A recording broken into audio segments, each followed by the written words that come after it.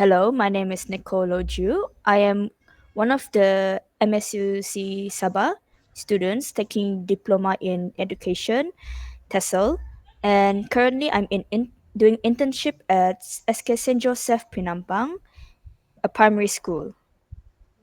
Okay, so thank you for joining us today, Nicole. Okay, so we have Thank you. four sections. So first section is issues in SLS, second language acquisition. So the question is, from Okay. your experience, what are the common Mm-hmm. challenges children face when learning English second language in your classroom? So the challenges I've met during my teaching in classrooms, especially since I'm handling two types of level. One is primary five, the other one is primary two.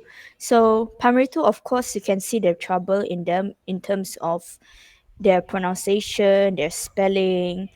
Some of them actually I noticed they can't write. They can't really write. They can't really read. So that's level one primary. But when you go to level two primary, the difference between that is that primary five, majority of the students or some of the students they are more towards Bahasa Melayu or the Malay language because they are used to that language and possibility that they never learned or grew up with English in the household and they find it easier to communicate using BM rather than English because English, some stuff inside there that some people don't doesn't understand. Yeah. So from that challenges, mostly in the tahap dua or level two primaries, they tend to how you say it, it's hard for them. Some of them actually find it hard to create a sentence or actually talking English properly. Um, Yeah. So those are the two challenges, one for level 1 and another is for level 2. Mm-hmm. Okay. Yes. Okay, so next question is, do these challenges differ between lower primary and upper primary? If Mm-hmm. yes, how? Actually, it does because we understand lower primary, they are still learning the basics, right? Mm, So we can actually turn a blind eye to that, but then we can still teach them the basics. But the concerning part is mostly the level two or the higher primary due to how do I say it? It's due to they're supposed to know the basics. However, some of them don't know the basic at all. And then you have to try and make them understand the basic. For example, mostly some of the grammars, they don't actually know the grammar. They don't know the difference between when to use present tense, past tense, simple past tense, or they don't know whether this word have to be big letter words in a name, a noun like that. oh, So it's quite concerning. And then if you ask them to write an essay, because I tested primary five, their essays, um, some of them have some trouble in. Some are good actually. Some are quite good. It's just that in terms of using the grammar, the type of they do the sentences, you tend to question where is their proficiency. But then at the same time, in this I was informed that we cannot see based on their proficiency because everyone is mixed. mm, So that's the part where primary five is a bit hard because you have to make them understand something basic they're supposed to know since primary or probably kindergarten like that. mm. So now moving on to the second section, Mm-hmm. addressing language incompetency. So the question is, do Okay. you use any specific teaching strategies, tools, or activities to support their language development? Oh, for that one. I can't say if I did that or not, but most of my strategies, because within 5 weeks, I'm trying to get to know the students, and then I need to know where is their level or which part actually intrigues them in a way that they would study, they would learn. So primary five, when I gave them essay, they all and gave them a free will to write their essay. They actually get excited, even those who does not do English well, they actually get excited and actually write. And they took their time to write that essay, even though it's like two paragraph with only 5 sentences inside. So it's still a good thing because they're trying. I let them try something new, let them explore what they like, so that I can, how to say, connect with them using the English language through their interests. So for primary two, I play a game with them. I normally try to play a game. So of course the textbooks they all have, like, like all the lyrics to sing, the songs and all to sing. So of course I purposely went to let them sing with me. So I sing with them, and without the song also we sing together. And sometimes I try this strategy where to test their focus, like, the clapping hand, like a clapping game. I Yeah. clap first, then you do the same thing. So I test their focus by doing a clap, one by one, together or one by one also can, like that. Okay, so this is the third section, and Mm-hmm. identifying underlying causes. The question is, in your Mm-hmm. view, what are some major causes that hinder pupil from acquiring English effectively? Can you please share at least two, two causes? Two causes. Well, the main cause will be they are brought up using the Malay language, or maybe other languages like Kadazan, Dusun, or even Chinese. So some of them will find it hard. They actually find it hard to adapt to English language because maybe in the household, the family does not use in the English language. They Yeah. use the Malay language more frequently compared to, or other language compared to English. That's one of the first causes. The other causes will be that, mm, I'm not too sure. Maybe because they refuse to learn it. Some students refuse to learn it. Some students, from for my example, I'm actually one of the few students who refuse to learn the Malay language. I'm one of them in primary because I try, but it's confusing. Because for me, I find Malay language confusing.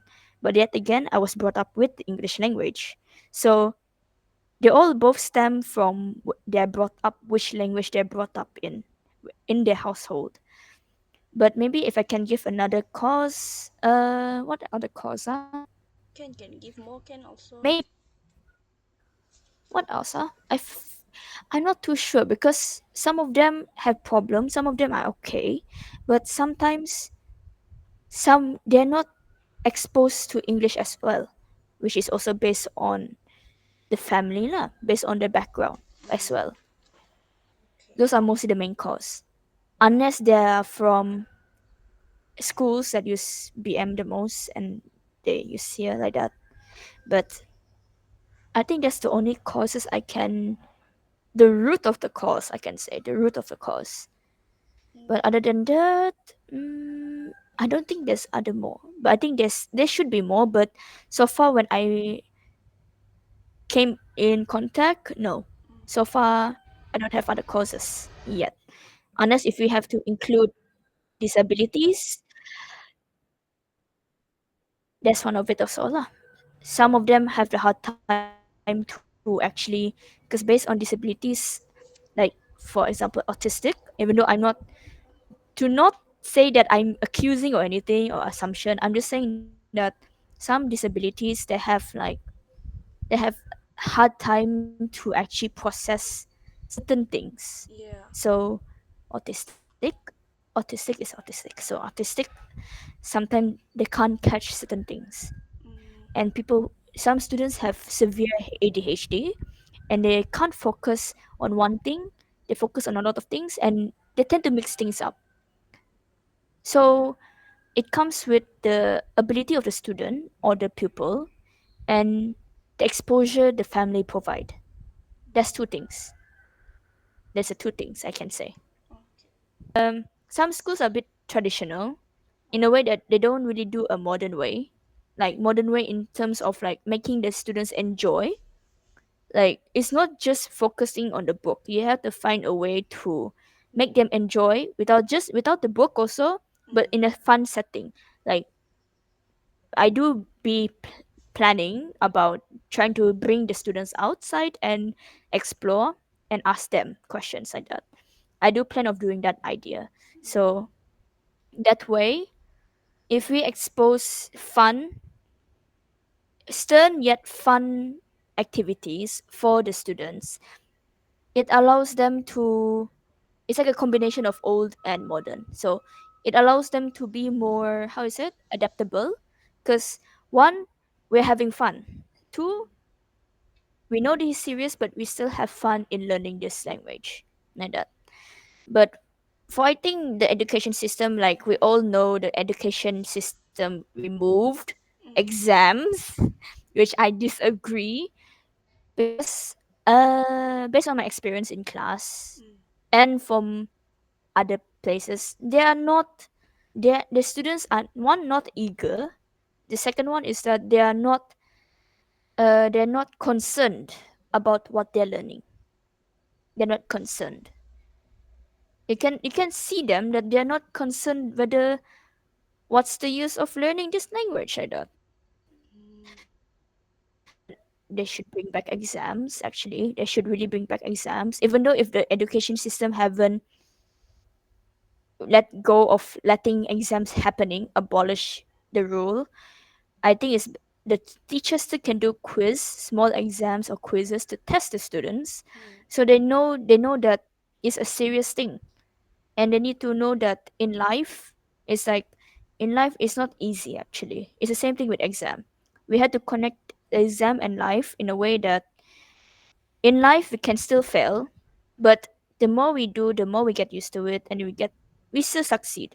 The same thing like exam, even though it's only a few times like a year, but if you're starting from primary 1 to primary 6, Mm. you try to, like, if even though you fail from primary 1 to primary 3, you still can succeed. You still have chances to do prim- to try to success in primary 5 to primary 6.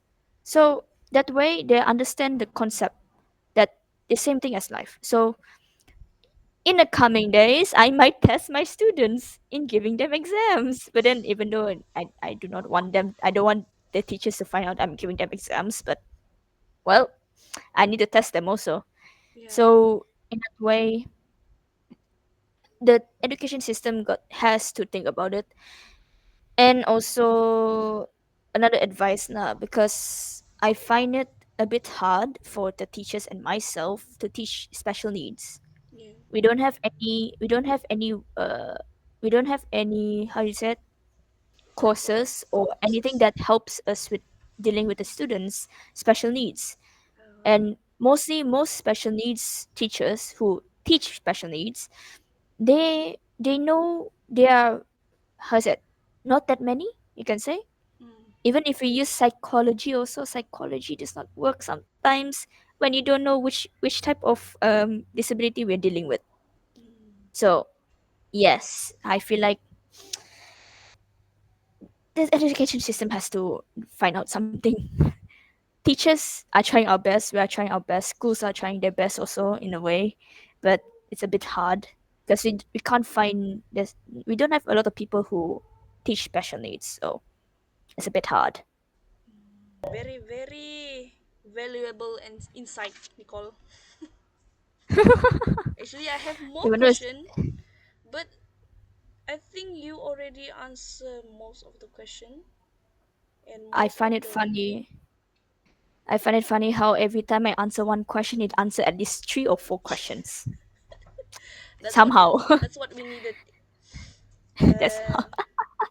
And okay, I think it's done. Thank you so much, Nicole, for your time.